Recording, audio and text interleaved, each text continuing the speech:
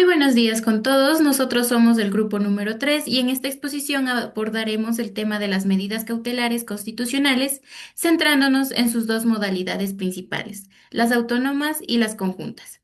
Para ilustrar su aplicación práctica, examinaremos cuatro sentencias emitidas por la Corte Constitucional, en las que se evidenciarán criterios relevantes sobre la procedencia, eficacia y límites de estas medidas. A continuación, se realizará el análisis de medidas cautelares constitucionales autónomas, comenzando por la sentencia número 65-12-IS/20 emitida por la Corte Constitucional del Ecuador. En esta sentencia se pronuncia sobre la acción de incumplimiento en la que se exige la ejecución de una resolución de revocatoria de medidas cautelares. Dichas medidas versaban sobre las intervenciones de la fuerza pública en un bien inmueble, hasta que el Ministerio de Agricultura resuelva sobre su propiedad. Como antecedentes del caso, parte de la acción del señor Telmo María Ceballos Guayasamín, quien supuestamente amenazaba, agredía e impedía el ingreso de los trabajadores a la Hacienda San Antonio de Valencia. En primera instancia, la jueza dictó medidas cautelares, ordenó el desalojo del predio, el uso de fuerza pública y la entrega del terreno a la Subsecretaría de Tierras. Sin embargo, en el 31 de agosto y el 5 de septiembre de 2012, estas medidas fueron revocadas y el caso fue archivado el 2 de octubre. A raíz de esto, Telmo y Juan Francisco Ceballos presentaron una acción por incumplimiento, alegando que los autos de revocatoria no fueron ejecutados correctamente, lo que dio lugar a la sentencia analizada. Como partes procesales tenemos accionantes a Telmo María Ceballos Guayasamí y a Juan Francisco Ceballos Silva, esta última actuando también en nombre de Zoila Piedad Silva Orquera. La accionada fue la jueza Eliana Carvajal, además de terceros informantes, la policía, el ministerio y Fuerzas Armadas. Como argumentos del accionante, este afirmó que no se restituyó formalmente la posesión del predio, no se cesó la intervención policial y militar y no se notificó adecuadamente a las autoridades, lo que generó indefensión y vulneró garantías procesales. En cuanto a la fundamentación jurídica, la acción se basó en los artículos 163 de la Ley Orgánica de Garantías Jurisdiccionales y Control Constitucional, que permite a la Corte Constitucional conocer el incumplimiento de decisiones judiciales. Además, se alegó la falta de ejecución efectiva afectando su tutela. Por lo tanto, los señores Ceballos dieron a conocer la petición a la Corte estableciendo que se declare el incumplimiento de los autos emitidos el 31 de agosto y el 5 de septiembre del 2012. Además, ordenó su ejecución, siendo este la restitución del predio, cese de la intervención policial y la notificación formal a las autoridades. Como norma aplicada, la Corte analizó los artículos 87 de la Constitución y el artículo 436, numeral 9, además de jurisprudencia que define las medidas cautelares como provisionales y revocables, señalando que no siempre procede una acción de incumplimiento.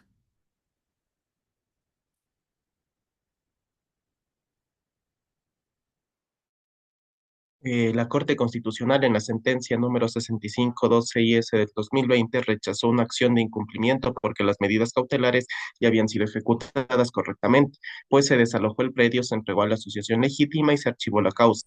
La Corte aclaró que su rol se limita a verificar incumplimiento, no a reabrir el conflicto. Además, advirtió que los accionantes buscaban usar esta vía para revertir decisiones ya ejecutadas, lo cual distorsiona el sentido de las garantías constitucionales y afecta a principios como la seguridad jurídica y el debido proceso.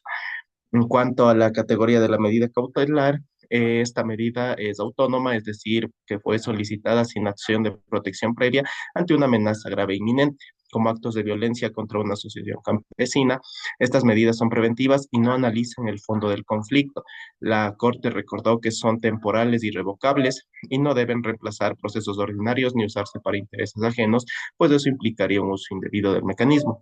En cuanto a los derechos tutelados con las medidas cautelares autónomas, estas medidas buscan evitar daños a derechos fundamentales antes de que ocurran. En este caso se protegieron la vida, integridad y seguridad humana ante un conflicto por tierras, si bien fueron necesarias necesarias, la Corte señaló que no deben servir para resolver disputas patrimoniales, sino que deben cumplir con criterios como inminencia y gravedad, y su uso indebido compromete la legitimidad del sistema constitucional.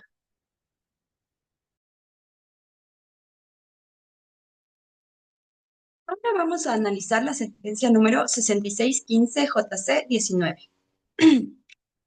La presente sentencia tiene su origen con la solicitud de medidas cautelares por parte de Raquel Carolina Mayorga Gavilanes en su calidad de coordinadora general de asesoría jurídica del Ministerio del Interior hacia la empresa pública Petrocomercial y Petroamazonas para trasladar evidencias incautadas como gasolina, diésel, gas licuado de petróleo, biocombustibles, entre otras, con el fin de precautelar los derechos a un ambiente sano, salud y hábitat seguro y saludable para las personas.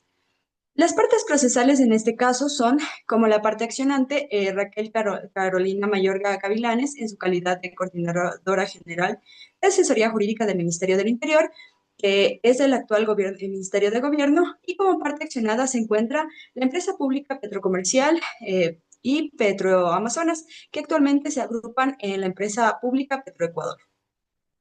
Las pretensiones de esta sentencia dan inicio el 27 de mayo del 2015, en donde la parte accionante solicita las medidas cautelares basándose en un informe policial, en donde se expresan que las dependencias o unidades de la Policía Nacional no son un lugar seguro y adecuado para almacenar hidrocarburos o sus derivados, resaltando que hay un peligro permanente hacia toda la comunidad por los posibles flagelos debido a una gran cantidad de depósitos de los bienes considerados como peligrosos, porque en estos patios de la Policía Judicial no existe ni espacio, ni infraestructura, ni tampoco logística necesaria para acoger estas evidencias.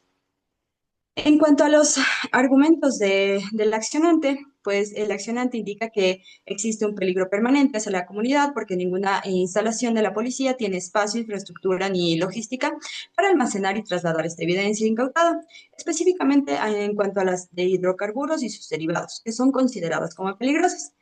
La fundamentación jurídica inicia con el reconocimiento constitucional de los derechos a un ambiente sano, a la salud y a una vida seguro que están contemplados dentro de la Constitución. Asimismo, en el artículo 87 de la Constitución, la procedibilidad de las amenazas de los derechos reconocidos dentro de la misma, además de contemplar los requisitos para que procedan las medidas cautelares establecidas dentro del artículo 27 de la Ley Orgánica de Garantías Jurisdiccionales y Control Constitucional. El pedido específico en este caso es que las empresas públicas Petrocomercial y Petroamazonas trasladen y almacenen las evidencias incautadas en estos delitos relacionados con hidrocarburos y sus derivados, ya que las unidades judiciales no son adecuadas para cumplir con este fin.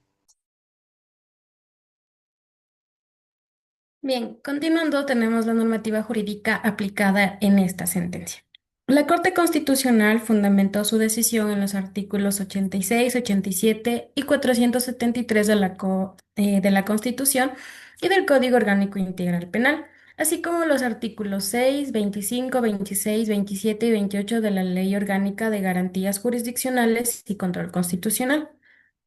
Estas normas regulan la procedencia, la finalidad y los requisitos de las medidas cautelares, además de establecer la obligación legal de la entrega de hidrocarburos incautados a las empresas públicas correspondientes. Ahora bien, en la resolución de esta sentencia, la Corte Constitucional ratificó la decisión de la jueza de primera instancia, que ordenó el traslado inmediato de los hidrocarburos incautados desde las unidades policiales hacia la Petrocomercial y la Petroamazonas, que actualmente se conoce Petroecuador. Además, dispuso que las autoridades competentes adopten medidas definitivas para poder evitar violaciones a los derechos de la salud, el medio ambiente sano y el hábitat seguro, incluida la emisión de normativas y protocolos adecuados. Por otro lado, tenemos la categoría de la medida cautelar aplicada en dicha sentencia. Esta medida cautelar fue aplicada de forma y de carácter preventivo y más que todo urgente, ya que estaba destinada a evitar la violación de derechos constitucionales antes de que se proceda a un daño irreversible. Se trató de una acción inmediata para cesar la amenaza del ambiente del medio ambiente sano, la salud y la seguridad de las personas, conforme al artículo 87 de la Constitución. Por último, tenemos la medida cautelar si es autónoma o conjunta. En esto se puede deducir que la medida cautelar fue de tipo autónomo, pues no se interpuso dentro de una misma acción de garantía, sino de forma independiente, ya que su objetivo era prevenir la amenaza del derecho a un hábitat seguro y a la salud pública. Por ende, la Corte consideró válida esta vía por la inminencia y gravedad del riesgo que presentaba el almacenamiento inadecuado de hidrocarburos en las unidades policiales.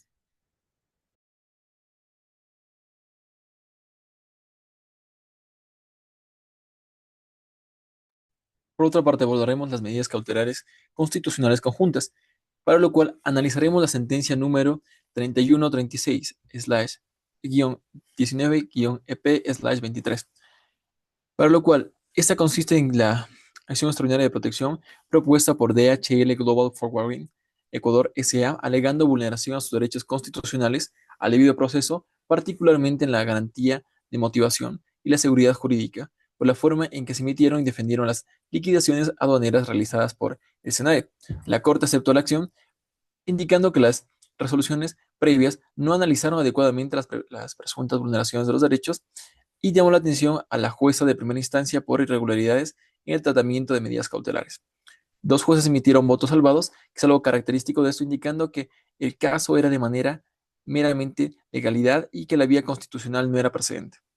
De esta manera vemos que las partes procesales son DHL Global Forwarding Ecuador S.A. como parte accionante, que interpuso una acción extraordinaria de protección. Como parte accionada figura la jueza Lilia Acosta Pérez, de la Unidad Judicial de Trabajo de Guayaquil, junto con la Sala Única Especializada de la Penal de la Corte Provincial de Guayas, responsables de las decisiones anteriores. El proceso se tramitó inicialmente en Guayaquil, donde se dictaron dos sentencias, una en marzo y otra en septiembre de 2019. Ambas declararon improcedente la acción de protección, para lo cual la Corte Constitucional conoció el caso en 2023, con la ponencia del juez Enrique Herreria Bonet y voto favorable del Pleno, dando lugar a impugnaciones de las decisiones emitidas por las instancias inferiores, para lo cual las pretensiones dentro de la sentencia número 3136-19-EP/23 indica que la sentencia busca declarar que hubo vulneración de derechos constitucionales de DHL, específicamente el debido proceso en su particularidad de la motivación adecuada, defensa y seguridad jurídica, al resolver sin pronunciarse sobre las garantías alegadas. Asimismo, pretende la nulidad de las decisiones judiciales anteriores por falta de motivación y diferencia indebida, revirtiendo así el rechazo de la acción de protección. También solicita suspender o detener la ejecución de las liquidaciones aduaneras mientras se profundiza la revisión del procedimiento, estableciendo así una tutela efectiva. Además, se pide un llamado de atención a la jueza Costa por negligencia en el trámite y que otro juez continúe el proceso asegurando imparcialidad y cumplimiento del debido proceso. Pero, ¿cuál fue la solicitud de medidas cautelares constitucionales?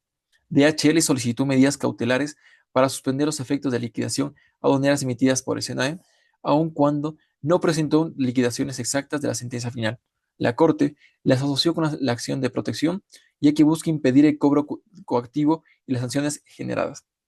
Estas medidas fueron planteadas dentro de la acción de protección y consistieron en un mecanismo preventivo para conservar el estado jurídico mientras se resolvía el fondo constitucional, es decir, evitar perjuicios irreparables si las sanciones se ejecutaban antes de la revisión. La Corte atendió estas garantías como parte del análisis, aunque el texto no mencione específicamente detalles sobre la solicitud de las medidas, es decir, los efectos protectores se reconocen en la edición. La proposición de la acción gira en cuanto a que la acción de protección tiene por propósito que la Corte Constitucional proteja derechos fundamentales de DHL que presuntamente fueron vulnerados por decisiones judiciales que no habrían garantizado motivación suficiente. Eso sí quiere decir debido proceso ni seguridad jurídica. Quiere que se retrotraiga el procedimiento, que otra autoridad procese la acción con análisis profundo y que se suspenda la acción de la ejecución de sanciones aduaneras mientras se agota la revisión constitucional. En esencia, busca que el control constitucional reemplace el mal manejo de insumos constitucionales en procesos meramente administrativos o legales no tributarios para garantizar que cualquier intervención sobre derechos de la parte accionante se fundamente correctamente y respete las garantías esenciales del debido proceso. De esta manera, los argumentos del accionante indican que DHL sostiene que las sentencias de marzo y septiembre de 2019 no abordaron con profundidad la vulneración de derechos, simplemente se limitaron a enjuiciar la legalidad administrativa, sin análisis constitucional, es decir, que la denuncia, efectuaciones del debido al derecho a la modalidad, esta parte de la motivación, carencia de un procedimiento administrativo previo y alusión a las normas supuestamente derogadas por parte del SENAE, lo que generó incertidumbre jurídica. También apunta a la falta de garantía de defensa, al no concederse un espacio procesal adecuado en la etapa administrativa, alegando así que los juzgadores no consideraron su alegación de que la normativa aplicable estaba derogada, ni valoraron posibles efectos sobre derechos fundamentales, ignorando la esencia del debido proceso. La fundamentación jurídica del accionante gira en torno a que se apoya en el artículo 76, numeral 7, literal A y 1 de la Constitución, que garantiza la defensa y la motivación adecuada de las decisiones judiciales, y en el artículo 86, en el artículo 32, perdón, de la Constitución, que consagra la seguridad jurídica. A su vez, invocan jurisprudencia de la propia Corte, según la cual toda decisión debe fundamentarse en normas aplicables, hechos argumentados y análisis de la vulneración constitucional real. Resaltan que la acción de protección no puede ser negada sin un examen previo. Asimismo, DHL menciona pasajes del Código Orgánico de la Función Judicial, específicamente en el artículo 31, que señala la impugnabilidad de actos administrativos a través de vía judicial, lo que refuta su criterio, dado que no hubo procedimiento administrativo previo ni análisis suficiente de derecho sustantivo. Bueno, también tenemos lo que es el pedido específico ante la Corte Constitucional.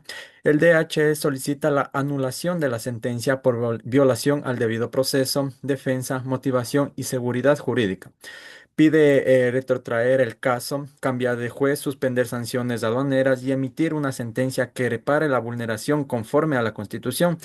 También exige una llamada de atención a la jueza responsable. Asimismo, tenemos lo que es la normativa jurídica aplicada en la sentencia. La Corte se basó su decisión en el artículo 76 y 82 de la Constitución, la Ley Orgánica de Garantías Jurisdiccionales y Control Constitucional y el Código Orgánico de la Función Judicial, destacando la necesidad de motivar adecuadamente eh, las resoluciones cito en la jurisprudencia, que obliga al juez a fundamentar decisiones, especialmente al negar acciones de protección, detallando normas, hechos y derechos presuntamente vulnerados.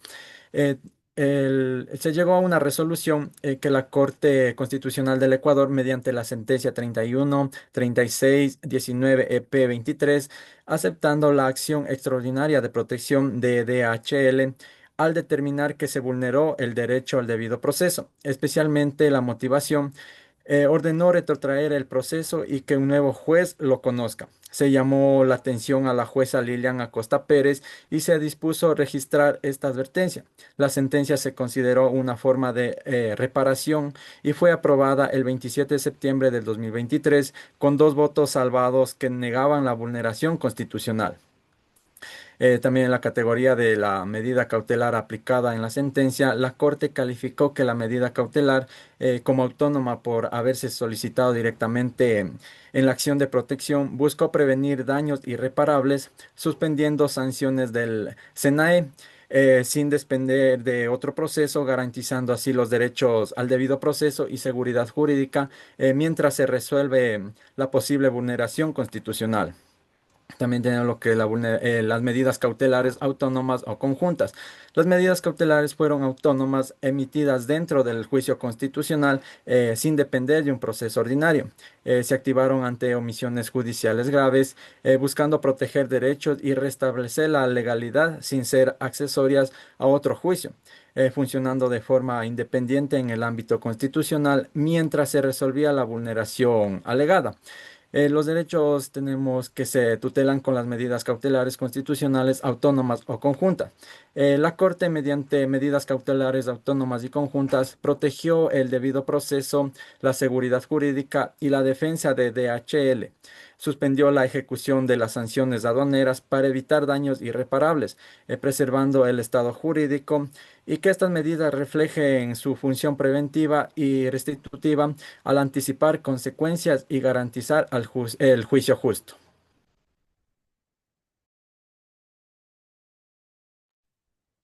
Como otro ejemplo de sentencia con medida cautelar conjunta, tenemos la sentencia 932-18-EP del 2023.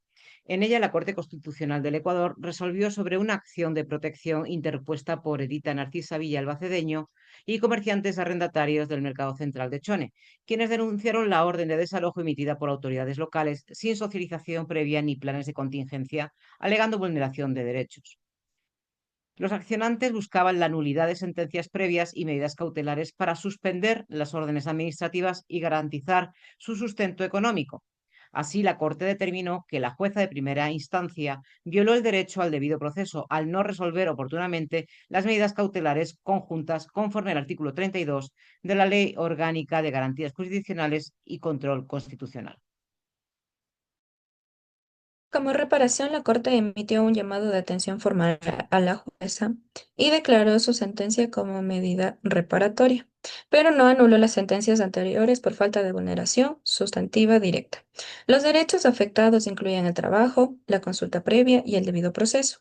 La omisión del trámite cautelar impidió proteger estos derechos antes de su posible afectación. Dentro de esto tenemos cuatro puntos claves. El primero, que son los derechos involucrados, que es el trabajo, la consulta previa y garantías procesales.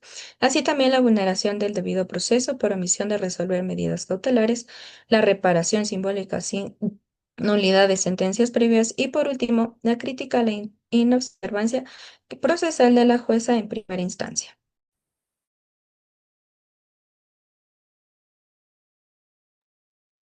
El cuadro que podemos observar comprende el análisis efectuado de cada una de las sentencias. En primer lugar, el tipo de medida cautelar constitucional autónoma, su instrumentalidad no aplica porque no están vinculadas a una acción constitucional de conocimiento previo, sino que se presentan de forma independiente.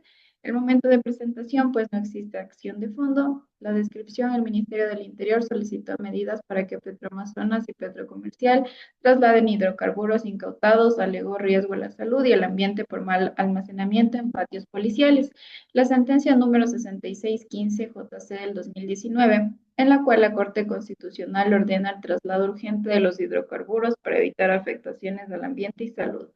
Al no existir una acción constitucional de fondo, la medida fue autónoma. La Corte la consideró procedente por tratarse de una amenaza real y grave a derechos colectivos como el ambiente sano. Se ratificó que estas medidas no buscan resolver conflictos patrimoniales, sino proteger de forma preventiva a la comunidad.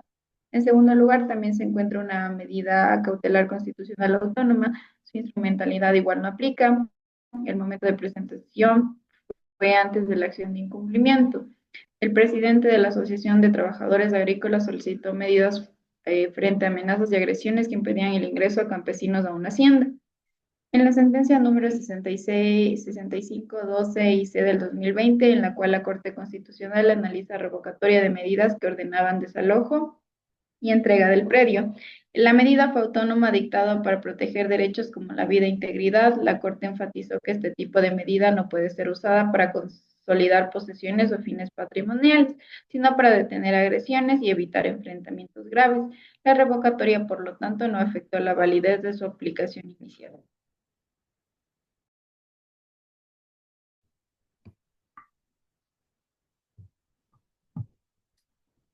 A continuación, vamos a analizar dos casos jurisprudenciales que ilustran la aplicación de medidas cautelares constitucionales conjuntas. Primer caso. En este, las medidas cautelares fueron conjuntas, es decir, presentadas de manera simultánea con una acción constitucional. Su instrumentalidad fue constitucional, lo que significa que fueron otorgadas dentro del plazo constitucional para garantizar los derechos reclamados. El momento de presentación fue simultáneo a la acción extraordinaria de protección. DHL Global Forwarding alegó la vulneración del derecho al debido proceso y solicitó que se suspendiera la ejecución de liquidaciones aduaneras emitidas por el SENAE mientras se resolvía la acción principal. En la sentencia número 3136-19-EP23, la Corte Constitucional aceptó la acción y ordenó que otro juez conozca el caso, debido a irregularidades procesales. Las medidas cautelares otorgadas buscaron evitar un daño irreparable por el cobro coactivo de sanciones antes de que se emita una sentencia definitiva.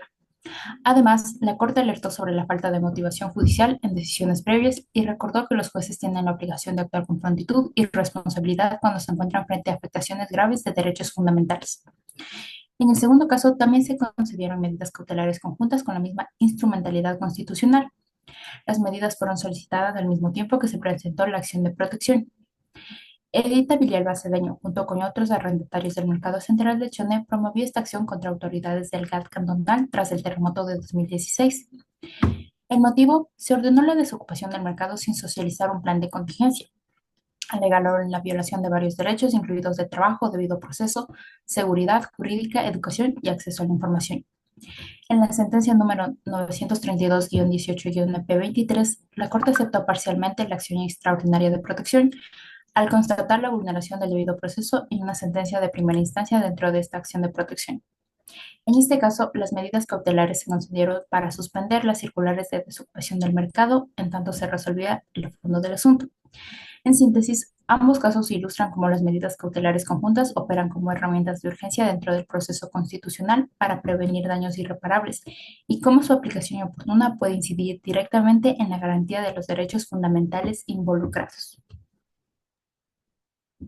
En conclusión, las sentencias analizadas sobre medidas cautelares constitucionales permiten identificar diferencias fundamentales entre los tipos de medidas y su finalidad. Las medidas cautelares autónomas se presentan de manera independiente con el fin de prevenir o detener una amenaza grave e inminente a los derechos, antes de que estos ocurran o causen daño irreversible, como es el caso de la sentencia número 65-12-IS/20. En cambio, las medidas cautelares conjuntas se plantean junto con una acción constitucional principal, ya que éstas buscan frenar una violación que ya se está ejecutando, como ocurrió en la sentencia 3136-19-EP/23, donde se solicitó suspender el cobro de una liquidación aduanera mientras se resolvía el fondo del caso. Ahora bien, también se concluye que la oportunidad en la resolución de estas medidas es importante, especialmente en las conjuntas, dada su naturaleza tutelar. La Corte Constitucional ha establecido que los jueces deben actuar de forma inmediata y urgente, conforme a la Ley Orgánica de Garantías Jurisdiccionales y Control Constitucional. Es así el caso DHL en la sentencia 3136-19-EP/23, la jueza fue señalada por no resolver a tiempo la solicitud cautelar, afectando así el debido proceso y la tutela efectiva del derecho. Esto reafirma el deber judicial de actuar con diligencia para garantizar la protección efectiva de los derechos. Finalmente, estas medidas tienen un carácter provisional y son limitados. No constituyen un mecanismo para resolver controversias de fondo ni reemplazar las vías judiciales ordinarias. Su función es preventiva o de contención temporal. Por ejemplo, tenemos la sentencia 65-12-IS/20. Se dejó claro que no era procedente utilizar una medida cautelar para debatir sobre la propiedad de un bien, pues eso corresponde al ámbito judicial ordinario. Así, el uso indebido de estas medidas puede desnaturalizar su fin constitucional. Con esto concluimos nuestra presentación, querida magíster. Muchas gracias.